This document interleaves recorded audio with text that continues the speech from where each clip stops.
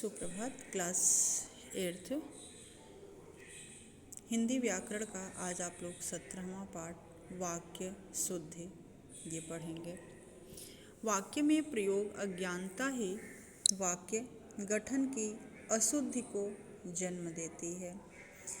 इस कारण वाक्य का गठन इस प्रकार होता है कि उसका भावार्थ स्पष्ट नहीं हो पाता और बहुधा भ्रमवश अर्थ का अनर्थ भी हो जाता है। जैसे तपन द्वारा नमन की हत्या, तपन द्वारा नमन की हत्या की निंदा। इस वाक्य से यह स्पष्ट नहीं है कि तपन द्वारा नमन की हत्या की गई या उसने किसी अन्य के द्वारा की गई नमन की हत्या की निंदा की है। इस प्रकार कारक, उपसर्ग, प्रत्यय, संधि, समास, विशेषण, अव्यय आदि का उपयुक्त प्रयोग न जानने की वजह से कई बार वाक्य में अशुद्धि हो जाती है। अतः हिंदी भाषा के विद्यार्थी के लिए इनके प्रयोग का उचित ज्ञान प्राप्त करना आवश्यक है और प्रायः जो होने वाली अशुद्धियाँ हैं उनसे निजात पाया जा सके।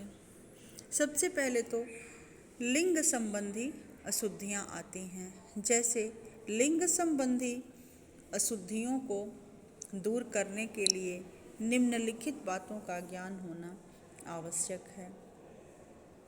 शब्द के सही लिंग का ज्ञान, जैसे उसकी नाक कट गई, आशा की जीभ कट गई। जैसे नाक और जीभ ये जो हमारे शरीर के अंग हैं ये स्त्रीलिंग हैं। इनका प्रयोग हम स्त्रीलिंग में करते हैं। मोहन का हाथ टूट गया, मेरा होठ फट गया। अर्थात होठ और हाथ ये दोनों जो हैं पुल्लिंग हैं। ऊपर के वाक्यों में नाक, हाथ, जीभ और होठ जो हैं शरीर के अंग हैं, किंतु इनका लिंग जो है एक नहीं है, जबकि ये शरीर के ही अंग हैं। लेकिन इनका जो नाम है, लिंग है, वो अलग अलग है। कहीं कहीं एक ही अर्थ वाले शब्द के लिंग भिन्न होते हैं। जैसे आँख स्त्रीलिंग है, वहीं हाथ जो है क्या है, पुल्लिंग है, और नेत्र जो है ये भी पुल्लिंग है। जबकि दोनों आँख के ही पर्यायवाची हैं, आँख और नेत्र, लेकिन आँख स्त्रीलिंग है और नेत्र जो है पुल्लिंग है। हवा स्त्रीलिंग है और पवन, जबकि पवन का मतलब भी हवा ही होता है, लेकिन पवन जो है वो पुल्लिंग है। तो इस तरह से वाक्य लिखते समय लिंग संबंधी अक्सर अशुद्धियाँ हो जाती हैं। दूसरा है विराम चिन्ह संबंधी अशुद्धियाँ। प्रायः विराम चिन्ह के उचित प्रयोग पर विद्यार्थी विशेष ध्यान नहीं देते हैं और कहीं भी किसी तरह का चिन्ह लगा देते हैं। इससे कोई विशेष अंतर नहीं पड़ता, ऐसा सोचते हैं विद्यार्थी, किंतु उन्हें ऐसा नहीं सोचना चाहिए।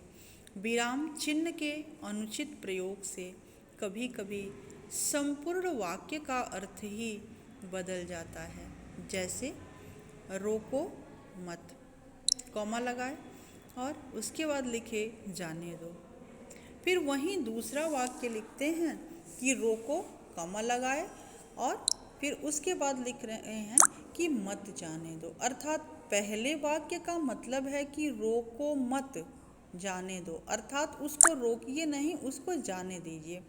और वहीं दूसरे वाक्य का मतलब है रोको मत जाने दो, अर्थात उसे रोक लीजिए, जाने न दीजिए। ठीक है, अर्थात विराम चिन्ह के द्वारा दोनों वाक्य का अलग अलग अर्थ निकलता है। और जब यही विराम चिन्ह सही जगह पे नहीं लगता है तो उसका अर्थ जो है बदल जाता है। फिर कुछ अशुद्धि कारक संबंधी भी होते हैं।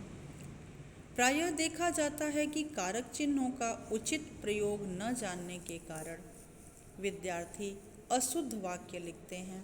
वाक्यों का गठन अशुद्ध और हास्यास्पद न हो, इसके लिए कारकों का उचित ज्ञान होना भी आवश्यक है। कारक चिन्हों का अशुद्ध प्रयोग अक्सर हम देखते हैं, जैसे मेरे को यह बात अच्छी नहीं लगी। तो मेरे को यह बात अच्छी नहीं लगी, इसमें कारक का सही प्रयोग नहीं हुआ है और यह वाक्य जो है कारक की दृष्टि से अशुद्ध है। जबकि इसका शुद्ध वाक्य है कि मुझे यह बात अच्छी नहीं लगी। जब हम इसको शुद्ध करते हैं तो बनाते हैं को हटाते हैं और वो जो है कर्म कारक का चिन्ह है, इसे हटा करके बनाते हैं कि मुझे यह बात अच्छी नहीं लगी। और जो कारक संबंधी अशुद्धि है तो को हटाने से वह दूर हो जाती है। धन्यवाद।